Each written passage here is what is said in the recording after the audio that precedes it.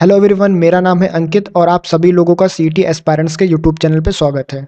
आप लोगों ने मेरी प्रीवियस वीडियो देखी होगी जिसमें मैंने इंग्लिश के सेक्शनल मॉक दिए हुए हैं और कुछ रीजनिंग के भी सेक्शनल मॉक दिए हुए हैं। उन मॉक से आप लोगों को कुछ ना कुछ सीखने को ज़रूर मिला होगा। जल्दी ही मैं मैथ्स के भी सेक्शनल मॉक देना स्टार्ट करूँगा और आप लोगों का रिस्पॉन्स अच्छा रहा तो मैं उन सेक्शनल मॉक को डिटेल से उनका एनालाइज़ भी करूँगा और उनका सॉल्यूशन भी बताऊँगा, जो आने वाले एग्ज़ाम्स के लिए बेनिफिशियल रहेगा। तो चलिए स्टार्ट करते हैं। नेक्स्ट इंग्लिश का सेक्शनल मॉक देने जा रहा हूँ और देखते हैं कितना का स्कोर बनता है और आप लोग भी मॉक दे रहे होंगे। आप लोगों को कितना स्कोर बनता है वो भी कमेंट सेक्शन में बताइए और मुझसे आप लोगों को क्या सीखने को मिल रहा है ये भी बताइए। तो चलिए स्टार्ट करते हैं फिर। SSC English previous year paper question mock test.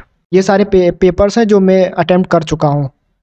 जो आज मैं अटेम्प्ट करने जा रहा हूँ वो 23 अगस्त शिफ्ट फर्स्ट है। सीजीएल 2021 में शायद पूछा हुआ पेपर है और 22 के जितने भी पेपर्स थे मैं सॉल्व कर चुका हूँ।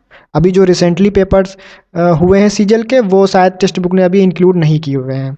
तो आप वो लोग पीडीएफ से या फिर कोई भी यूट्यूब चैनल जो अच्छा हो, जिसने अच्छा डिस्क्राइब किया हो, वहाँ से देख सकते हैं और सॉल्व कर सकते हैं। तो चलिए स्टार्ट करते हैं। मैं जो मॉक देने जा रहा हूँ वो 23 अगस्त शिफ्ट फर्स्ट है और चलिए स्टार्ट करते हैं। 12 मिनट का टाइम मिलता है, ये आप सब लोग जानते होंगे और देखते हैं कितना क्या स्कोर बनता है। और आप मेरे स्कोर पे ना जाइएगा और जो कुछ भी सीखने को मिले वो ज़रूर कमेंट सेक्शन में बताइएगा, क्योंकि स्कोर जो है वो फ्लक्चुएट करता रहता है। और दूसरा ये भी है कि आप लोग देख रहे हैं तो प्रेशर भी रहता है माइंड में, तो गलत करने के चांस ज़्यादा रहते हैं। तो चलिए स्टार्ट करते हैं। I am ready to begin. जो मैं क्वेश्चंस पढ़ता हूँ और मेरे माइंड में जो भी सॉल्यूशंस आता है वो मैं बोल के बताता हूँ, जिससे आप सभी लोगों को पता चलेगा कि मैं जो है एग्जाम में क्या सोचता हूँ। तो चलिए स्टार्ट करते हैं। ऑन क्लाउड 9 जो कि एक ईडियम्स है और इस ईडियम का मतलब वेरी हैप्पी से होता है, एक्सट्रीमली हैप्पी। नेक्स्ट क्वेश्चन है, अभी मैं नहीं कर पाऊंगा, छोड़ देता हूँ इसको। ये सेंटेंस पैसिव वॉइस का है। He gave Kaveri a beautiful yellow dress. तो पास्ट इंडेफिनिट है तो वॉज से सेंटेंस स्टार्ट करेंगे और एक ही है तो वॉज लगाएंगे। नेक्स्ट है इम्प्रूवमेंट से है। If you are not able to go out did not worry. ये सेंटेंस इम्परेटिव है और इम्परेटिव में डिड नॉट नहीं लगता है, तो डिड नॉट तो नहीं लगेगा, तो नो सब्सटीट्यूशन वाला तो ऑप्शन कैंसिल हो जाएगा।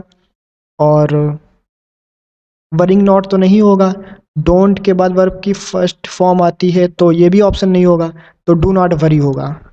आगे बढ़ते हैं। ये भी अभी नहीं कर पाऊंगा तो ये बाद में करूँगा। Draw the line at something, तो किसी चीज़ की लिमिट्स तय करना होता है।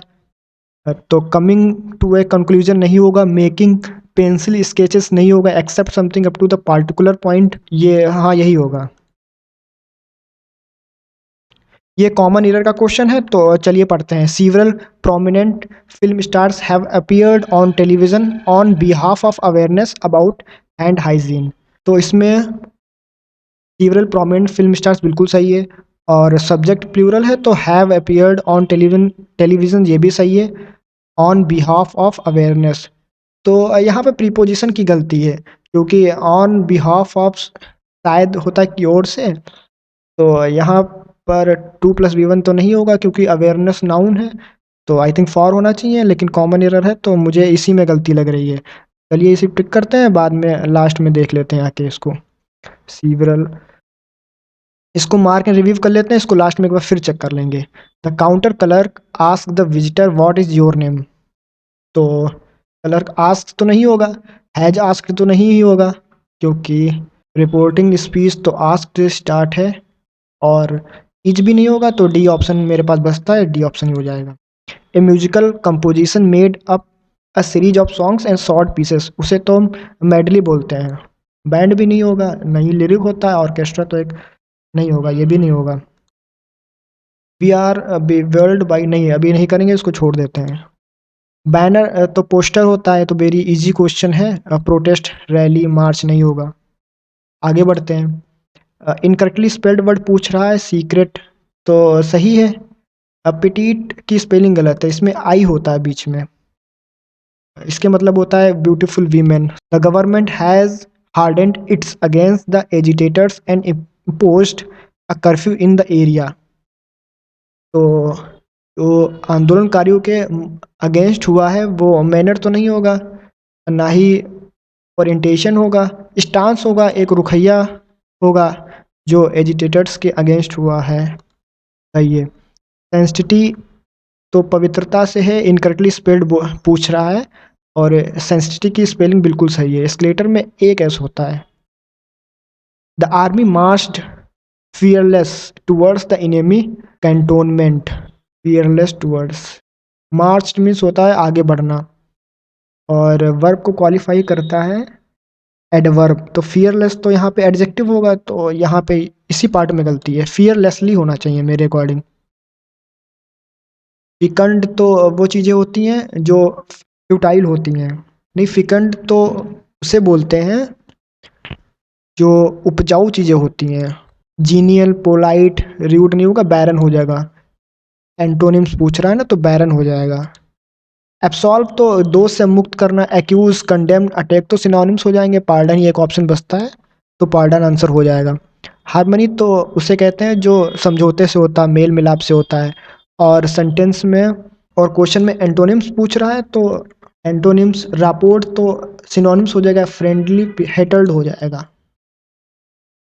ये OWS है, तो the state of being subject to death, नस्वर, तो ये मॉर्टेलिटी हो जाएगा। डेडली तो घातक होता है, मॉर्बिडिटी तो एक इलनेस होती है, और इमॉर्टेलिटी तो अमरता से रिलेट करते हैं, तो मॉर्टेलिटी हो जाएगा।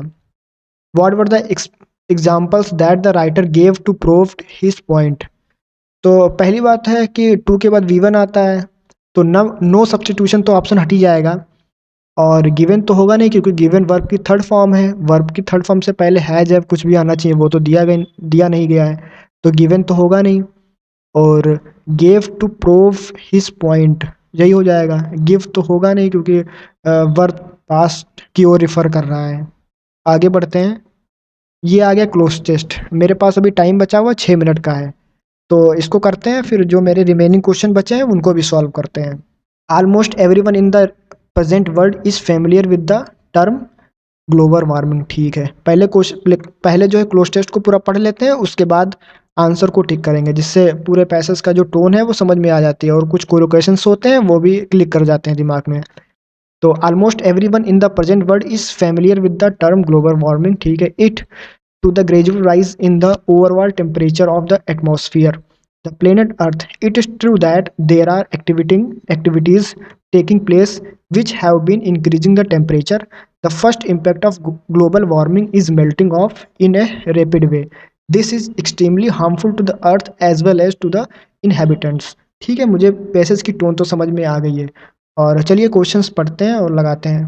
ग्लोबल वार्मिंग, ठीक है, जो इट यूज किया गया है वो ग्लोबल वार्मिंग के लिए यूज किया गया है। तो इट क्या करेगा, ये रिफर्स करता है, रिफरिस करेगा, क्योंकि ग्रेजुअल राइज को कनेक्ट्स नहीं करता, ना ही सीम्स ना ही means.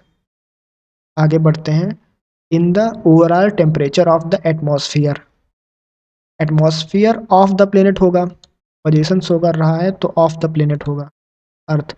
It is true that there are several plural होना चाहिए ना, activities taking place which have been increasing the temperature. Separate useful sudden नहीं होगा। और temperature, increasing the temperature gradually होगा, फ्रिक्वेंटली तो नहीं होगा, और प्रॉपरली परपोजली नहीं होगा, ग्रेजुअली होगा, क्योंकि ऊपर दिखाया जा चुका है ग्रेजुअल राइज को, तो ग्रेजुअली होगा। And the first impact of global warming is melting of lakes, mountains, rivers. Mountains को तो नहीं कर पाएगा मेल्टिंग, तो ग्लेशियर्स होगा, जो हिमनद होते हैं उन्हीं को तो मेल्ट कर पाएगा ना, रिवर तो ऑटोमेटिक मेल्टिंग ही होती है। तो मेरा क्लोज टेस्ट तो हो गया है, और जो मैंने क्वेश्चन छोड़े थे वो कर लेते हैं, मेरे पास टाइम काफ़ी बचा हुआ है। हाँ, ये पढ़ लेते हैं। Information communication technology tools have brought in addition changes along with means of communications. These changes, तो दीज आ गया तो बी से सेंटेंस तो नहीं शुरू होगा, और ऑप्शन में भी नहीं है। द रिजल्ट इज मोर, तो द रिजल्ट की बात कर रहा है, तो रिजल्ट तो आखिरी में आता है, तो सी सेंटेंस नहीं शुरू होगा, ये वाला ऑप्शन तो हट जाएगा। Communication has not only become faster but easier to, तो मेरे अकॉर्डिंग सेंटेंस ए से स्टार्ट होना चाहिए, और एडिशनल चेंजेस के बाद दीज चेंजेस, तो ए बी से होना चाहिए। ए बी फर्स्ट ऑप्शन है, और लास्ट ऑप्शन है changes have enabled man to communicate faster. The result is a more relaxed life than ever before. Communication has not only become faster but easier to. मेरे according D option होना चाहिए। नहीं, A option होगा। Okay, next देख लेते हैं 5 number भी। ये क्वेश्चन भी पैराजम्बल का है और इसको भी सॉल्व करते हैं। Inspector were you sleeping when the robbers entered the bank. ये क्वेश्चन पूछा इंस्पेक्टर ने, तो इसका जवाब आएगा गार्ड देगा वो। No sir, the bank had closed and I had just gone to relieve myself. A और डी तो कनेक्ट कर रहा है, तो ए डी आपका सी ऑप्शन में है और डी ऑप्शन में है। उसके बाद क्या कह रहा है फिर, what did you see when you come back. The iron grill lock was broken and the bank looked ransacked, but the robbers could not take away anything as I had returned quickly। तो A D और C B connect कर रहा है, last option हो जाए। Draw the line हो गया है और 7 क्वेश्चन देख लेते हैं। ऑन बिहाफ ऑफ अवेयरनेस, हाँ यहाँ पे फॉर होना चाहिए। आगे बढ़ते हैं। 10 number, we are bewildered by the power. bewildered means होता है बहुत ही परप्लेक्स्ड हो जाना, बिल्कुल शॉक्ड हो जाना। We are bewildered by the power which science has suddenly placed in our laps, and we are by the realizations of our unpreparedness to deal with a crisis। तो we are bewildered by the power which science has suddenly placed in our laps। laps में गोदी होता है। And we are, time जो मेरे पास बचा है वो 50 सेकेंड बचा है, और इसमें हमें वर्ल्ड कंडेम्ड, प्राउड, डिमनिंड, तो रियलाइजेशन ऑफ और अनप्रिपेयर्डनेस नेगेटिव वर्ड दिया हुआ है, तो हम्बर्ड, हम्बर्ड और डिमिंड, हम्बर्ड और डिमिंड में हमें कंफ्यूजन हो रहा है। चलिए क्वेश्चन स्किप कर देते हैं। तो चलिए, मैंने क्वेश्चन 25 अटेम्प्ट कर लिए हैं, टेस्ट को सबमिट करते हैं। जो मैंने क्वेश्चन किए हुए हैं वो 24 किए हुए हैं, और मैंने एक क्वेश्चन स्किप कर दिया क्योंकि 2 ऑप्शन में मुझे कन्फ्यूजन हो रहा था। उसको मैं आंसर देख के उसको सही करूँगा। तो चलिए सबमिट करते हैं और देखते हैं स्कोर कितना बना है। तो 55.5 बना हुआ है, और मेरी एक्यूरेसी जो रही है 95.83% रही है, और परसेंटाइल भी रहा है 97.46। जो मुझसे गलती हुई है क्वेश्चन में वो देख लेते हैं। जो मुझसे क्वेश्चन गलत हुआ वो 2 नंबर का क्वेश्चन गलत हुआ है, इंफॉर्मेशन कम्युनिकेशन वाला। मुझे ए और डी में कन्फ्यूजन हो रहा था, तो मेरे डी ऑप्शन होगा सही, क्योंकि द रिजल्ट जो आता है वो आखिरी लास्ट में ही आता है, और बाकी के क्वेश्चन मेरे सारे सही हैं। तो आप लोग कमेंट करके बताइए कि आपका स्कोर इस सेक्शनल मॉक में कितना रहा है, और जो 2 नंबर का मेरा क्वेश्चन गलत हुआ है मिसअंडरस्टैंडिंग की वजह से हुआ है, तो इसको सीखते हैं और आगे बढ़ते हैं। और जो क्वेश्चन नंबर 10 मैंने